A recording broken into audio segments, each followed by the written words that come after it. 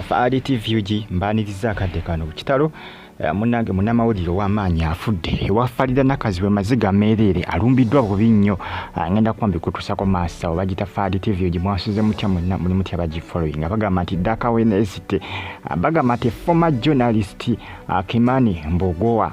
has passed away. The 29-year-old had been battling depression for a long time and had been receiving treatment in rehabilitation centers. May his soul rest in peace. Munange Kitalo nnyo ekyamusajja mukamanyikiddwa nga Kimani Mbogowa abadde yaliko Munamawulire Kitalo nnyo ekyamusajja mukulu ono munange amaze ebbanga nga mulwadde wabula ebbanga lyonna lyamaze abadde ndowooza amaze emyaka egiwerako naye abadde mu rehabilitation centers nga bamukyusa bamugjamu ne bamuteeka mu eri ng'ebimuluma tebitegeerekeka naye nga ebadde nga depression. Abasinga bagamba nti musajja mukamanyikiddwa nga Kimani abadde nti akozesa ebiragalalagala era nti ebiragalalagala ebyo bibamuviirako kubanga munange akosebwa era nga depression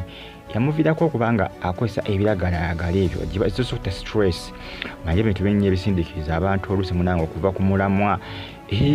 omuntu abadde soba n'aliko okubanga akozesa ebintu ebitategereka ate ebintu ebyo munange ebiseera ebisinga bikosa sisitemu y'emibiri gyaffe gwali weebuuziza emyenge egyo abantu gye banywa abasinga olowooza tegibakosa ovanga ku kintu ng'omuntu osobola kikozesa katugeze omwenge ogwo mukimanyi nti omwenge ogwo omuntu asobola okukozesa okukuma omuliro kati imagine ng'ogunywedde gugenze ku kibumba kyolina okubanga omanya nti bateekamu ebiragalalagala bingi chemicals nyingi ne acid ate nga kitaga Kimani ono abadde abikozesa nnyo ekisusse naye nga kizibu kivaako stress n'ebizibu ndowooza byabadde ayina lwakuba tewali amanyi bizibu Kimani byabadde ayina badde bya financing obanga bikwatagana ku bya ssente oba gabadde mabanja tewali amanyi. Kimani bw'atyo byafudde olunaku olw'eggulo era nga yabadde Daka Wednesday kibi nnyo.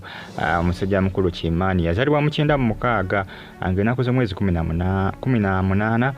mwezi gwa February mu 1996 mu February yafudde 2025 ng'ennaku z'omwezi 15 myaka 29 egy'obukulu. Kimani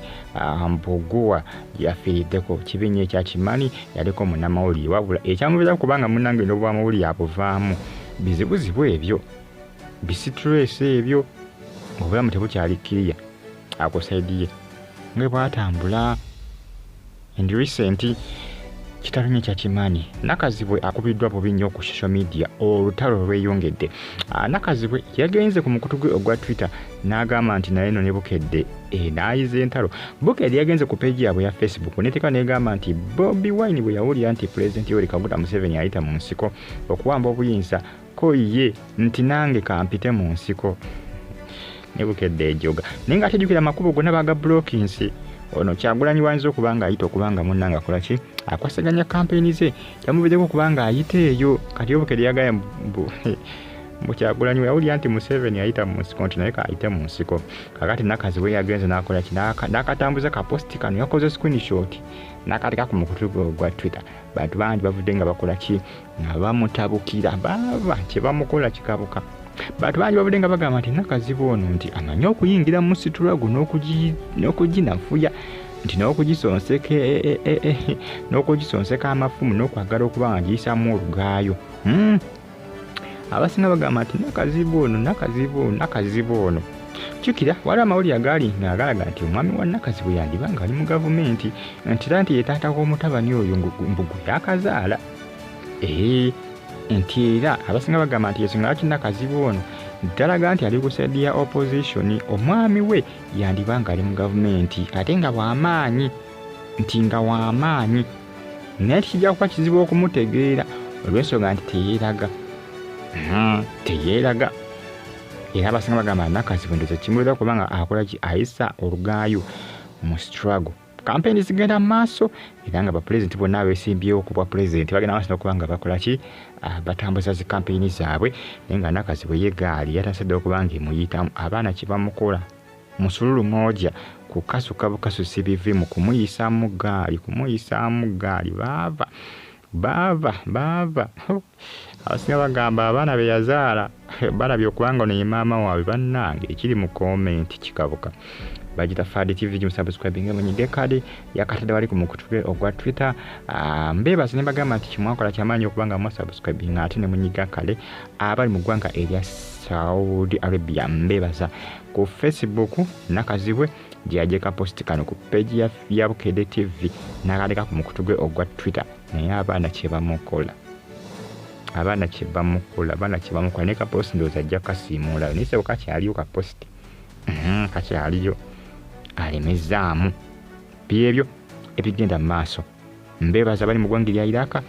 American University of Chicago kwosa ne mu ggwanga erya Germany nti mbaagala nnyo era kyemwakola kyamaanyi nnyo okubanga mwa subscribing bya bulungi mweraba